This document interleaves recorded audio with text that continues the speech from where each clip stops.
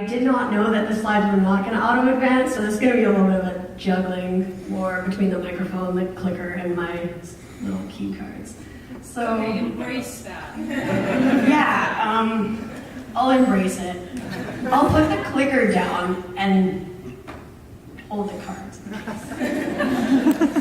All right, so I'll begin. So my talk is about owning your story no matter what it is. So we all know that things are never what they appear to be, and as successful and as put together as we may seem on the outside, we all have our fair share of unsexy that we want to hide from others, or things that we personally judge as things we like to hide from others, to quote the last conference. Whether they be our vulnerabilities, our past, or serious aspects of our lives that we can't control, holding these secrets in only leads to shame and the perpetuation of the belief that we even had anything to be ashamed of in the first place. Shame is the leading emotion. I stand before you today at a very exciting, yet terrifying time in any young adult's life, I will admit. I just graduated from university. Thank you. And having the TD Scholar curse of many blessings, that also comes with opportunity, but a pressure to overachieve, knowing that I have a lot to lose. A lot to gain, but a lot to lose.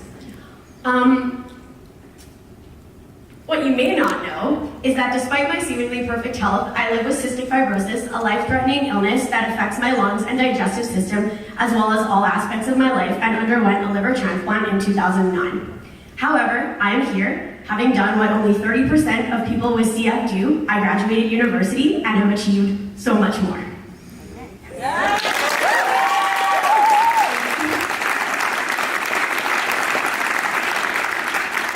I have had to fight harder, faster, and stronger for the simple things most people take for granted, and I failed to see the strength in that. There's also this overarching inner pressure to overcompensate for my disability and prove that not only could I do something, but I could do it better than any other healthy person. Living in the 24/7 Facebook generation, we often measure our lives up against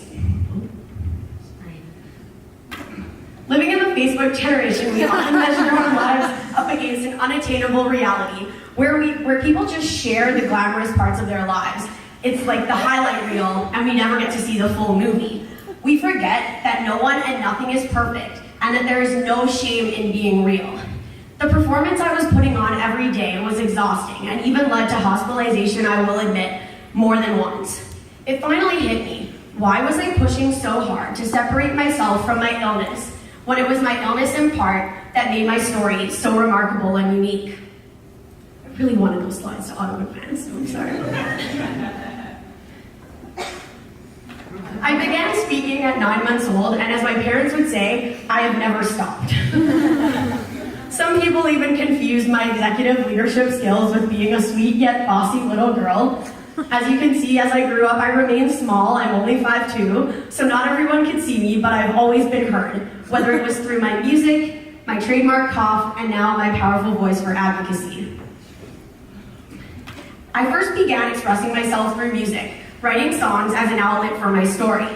The message may have been vague, but performing in front of large crowds made me feel invincible. I realized no matter the venue or whether I performed solo or with my rock band, people were listening.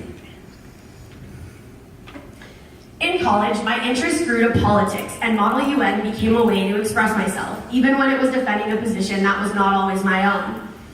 Some of you may even remember me saying at the last TD conference that if all went well, I'd like to be Prime Minister in 20 years. Well, 4 years have gone by since then, so that's a lot of pressure over the next 16 years.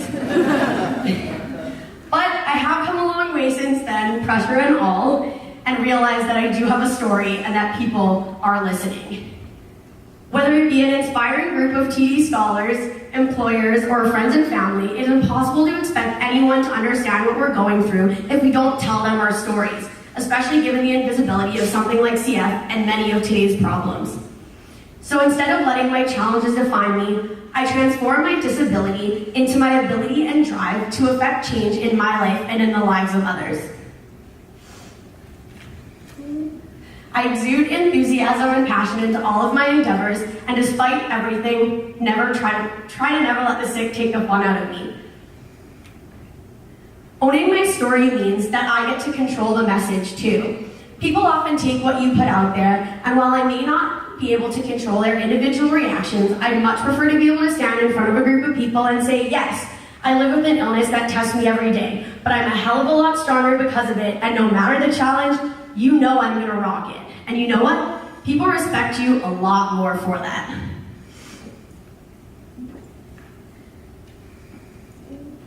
Sorry, guys. I already have some pretty solid proof of the power of sharing my story. Since sharing it with others, I have raised over $275,000 for cystic fibrosis research and healthcare, and continue to raise awareness for the cause and for organ donation across Canada and by educating those around me.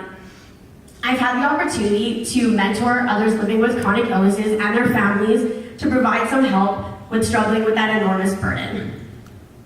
Finally, accepting my story has taught me something very unique, a perspective. That when you're staring at the barrel of a gun, you gain the appreciation for every birthday, every good day, even the bad ones, and every opportunity to celebrate. So celebrate everything. It has helped me learn to truly live rather than simply exist. So I'm gonna leave you with this today. No one can tell your story the way you can, no matter what that story is. So go with it. What is your story? What would you do with it if you weren't afraid? Plan A may not have worked out, but are you rocking what did? No matter what that is. Whose lives could you change by sharing your story? So own your story. What are you waiting for? Share that story. You are all the leaders in writing the next chapter. Thank you.